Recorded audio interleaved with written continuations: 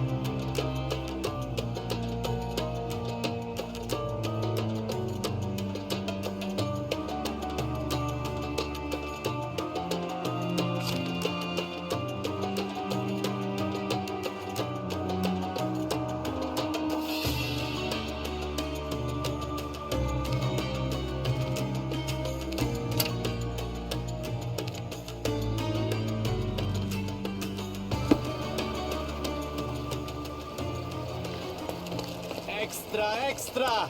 Headless eels floundering! Interested in some Cordona news? Check the front page. You won't regret it.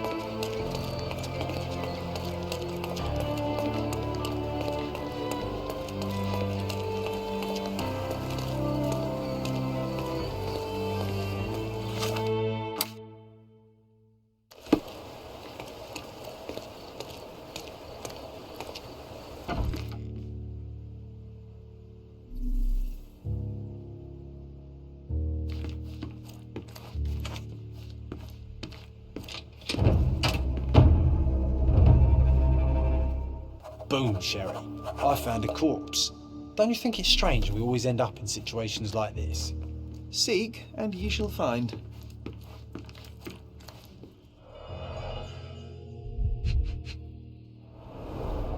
Judging by his expression, a painful and unexpected death.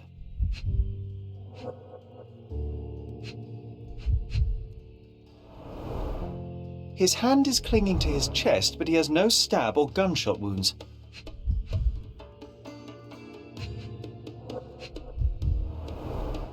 Pattern 1796 light cavalry saber. It looks like he died of natural causes, but something doesn't add up.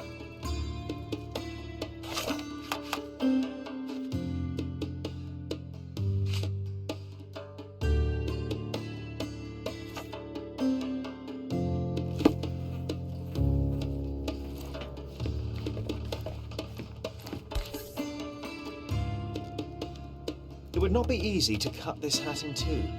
Whoever is responsible is a master of their craft. Pheasant feathers. They're rare here.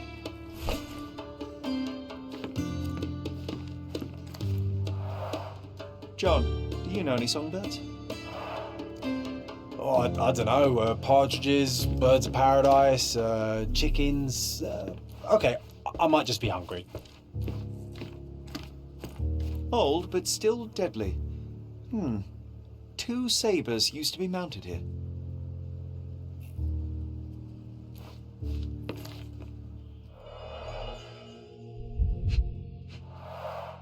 A safe behind a painting. Classic.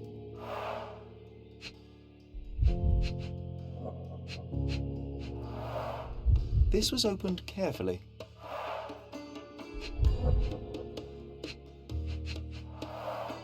One presumes that empty safes are not some hip new trend. If you had an enormous collection of blackmail material, where would you keep it? Oh, nice try, Sherry. But I ain't telling you nothing.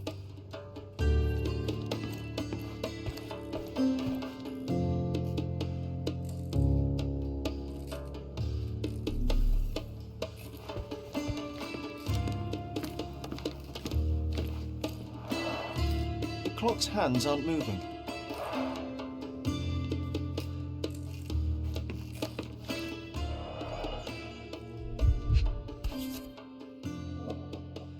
So, the victim is Professor Jacob Haring himself. That's no great surprise. London Fencing Club, 1876.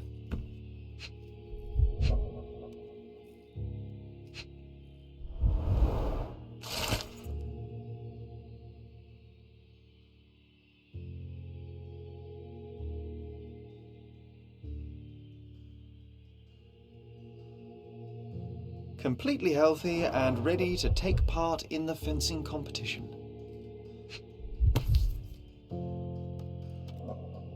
A man with a plan. Admittedly, not a great plan if you write on paper exactly when you will do your illegal business, but a plan nonetheless.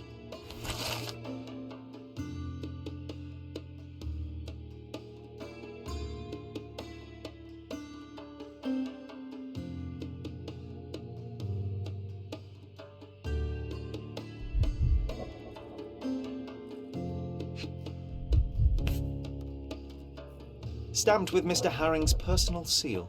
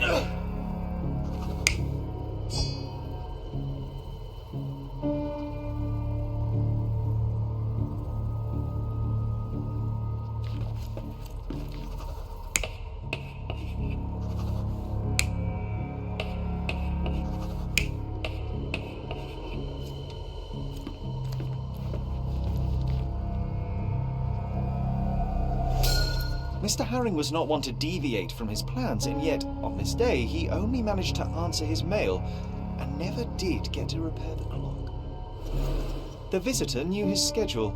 They entered the house between 3:30 and 4 p.m. That's exactly when Herring would be checking his blackmail collection.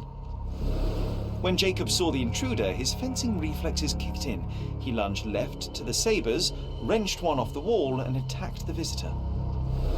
But in the middle of the assault, Mr. Herring is struck by a heart attack, and the professor only manages to cut off the hat of the intruder. The visitor stole Herring's entire blackmail collection and wrote a message on the blackboard. Before we go chasing the intruder, should we try to confirm the cause of the professor's death? I'd hate for him to be a red herring.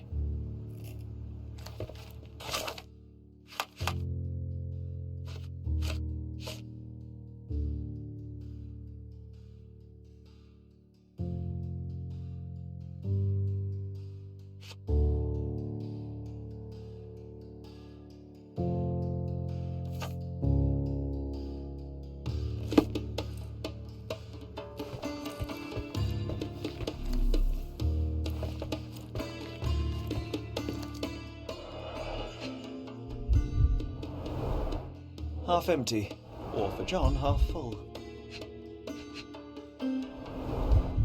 A strong, rotten smell, uncharacteristic for tea. Totally empty. Even John couldn't argue with that.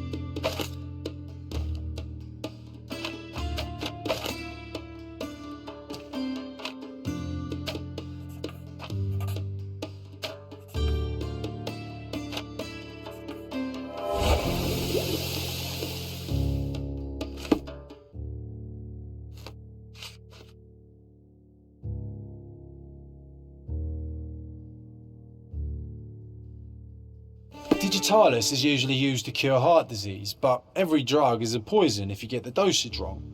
Or right, if that's your goal.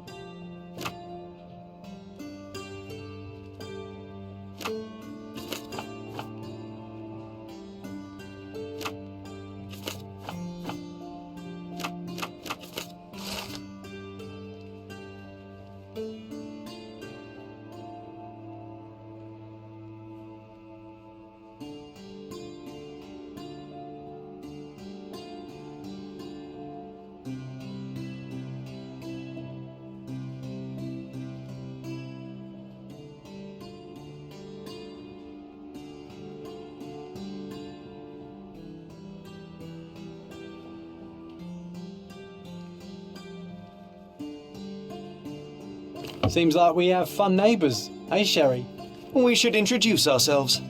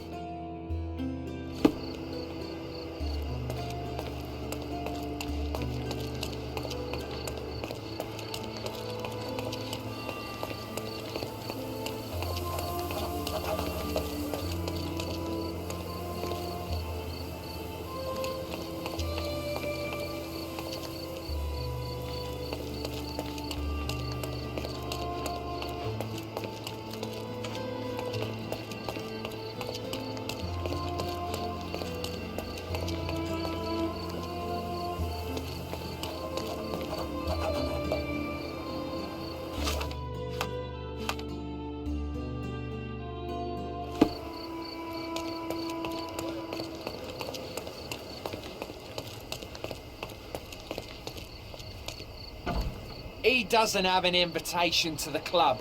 Get him, boys!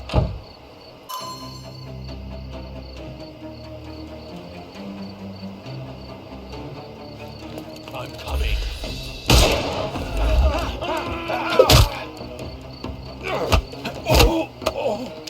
Too simple.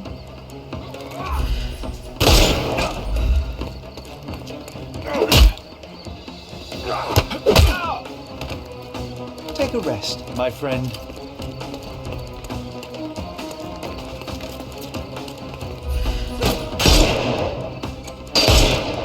Time to knock this guy out.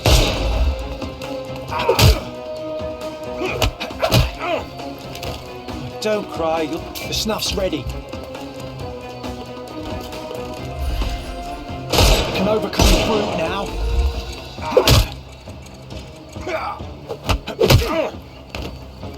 Too simple. Give him the pepper snuff.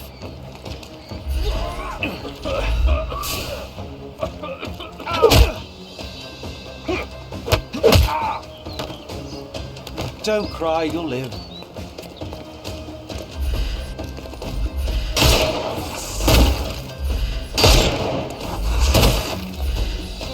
It's all yours now. Go for it.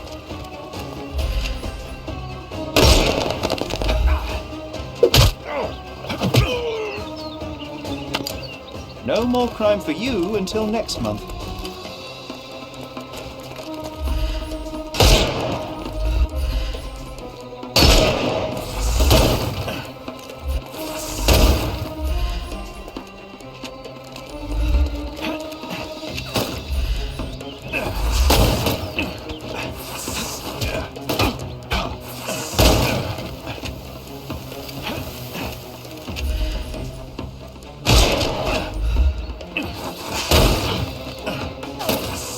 The snuff's ready.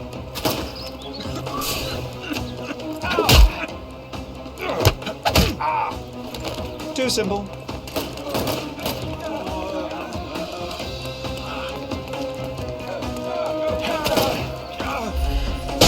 overcome the brute now.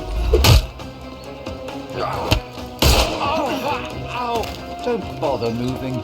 You've lost.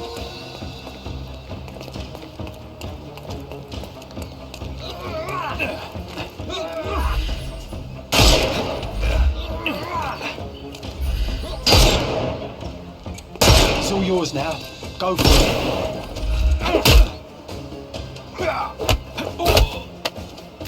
Take a rest. Give him the pepper snuff.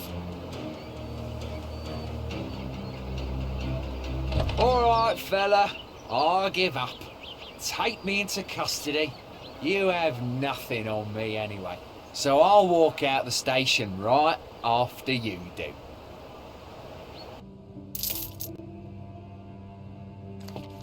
Excellent job catching this crook, sir.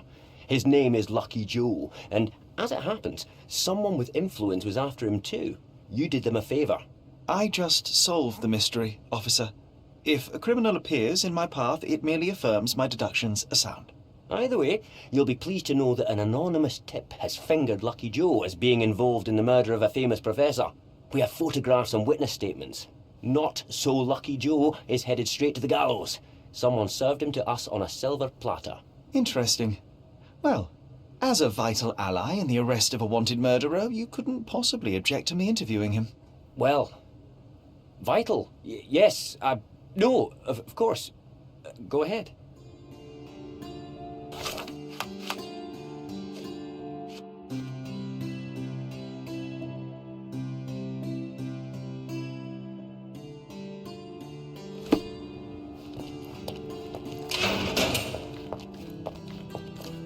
You, haven't you made my day bad enough? Get out! The police received an anonymous tip. Someone saw you entering Professor Jacob Haring's house. They have photos. You're in trouble. I didn't even touch the old fool. This whole business was a setup from the beginning. You broke into the house at the exact time Jacob Haring had his safe open and his collection of blackmail materials out. Perfect timing to steal the lot. Ah, that's circumstantial at best. Alas, the professor turned out to be less feeble than you expected. He pulled a saber from the wall and nearly took your head off. But lo, the vigor evaporated, and all at once he fell to the floor, grasping his chest as if his heart itself had given up. That's exactly what happened. And that's why I'll be out of this reeking cell by morning, once the coroner has done his business. Unlikely. You claim somebody set you up. If so, they will ensure that you're hanged. We both want to know who is truly behind this, so tell me the whole story. It may yet save your life. Oh, blast. All right. What do you want to know? Haring's blackmail collection was hardly public knowledge. It stands to reason that whoever informed you of his existence must be who set you up. Yes, obviously. But I've never seen his face, nor do I know his name. I received a note at El Palazzo de Lusso that gave me the address of Jacob Haring. It was signed with one letter, M. I cannot believe such an established gang leader would personally engage in burglary simply because he received a letter. It was not just a letter. I received something else with the note. A file. On me. And a bloody detailed one at that. I'm not sure if it was from Haring's own collection, but it contained things that could bury me and the entire damn Robbins. I burned the file in a heartbeat, but the note warned of others like it in Haring's safe. I needed to retrieve them and got lucky. Lucky? Why? The note said that by being there at a very precise time, I'd find that safe opened. And it was right. So you broke into Professor Haring's study and stole the blackmail materials. What did you do with them? Do you like jokes? My humour tends toward the dry and bitter. Then you will love this one. As I fled Haring's place with the documents, a pickpocket snatched the folder from me on the street. I was played from the beginning. Beaten at my own game. They made a joke of me and the Robbins. And now I await the gallows. Ha! Ha ha ha! Oh, you're right, it was a good joke. But now things begin to make sense.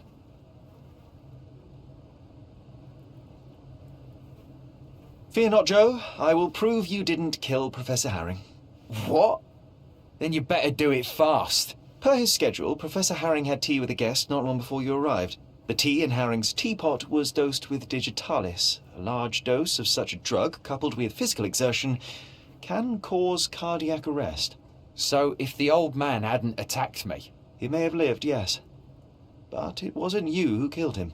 The real murderer is the one that poisoned the professor and set you up. I'll make sure the police know it. Yeah, you may save my bacon. Oh, I wouldn't sing a victory song just yet. I believe they're preparing for a conversation with you on many subjects, like the robins. I can handle those fools. I thought you were the copper's pet. But you have character those bloodthirsty mongrels lack. I respect that. Make no mistake, Joe, we are not friends. Should we meet again under different circumstances, well, you know my character.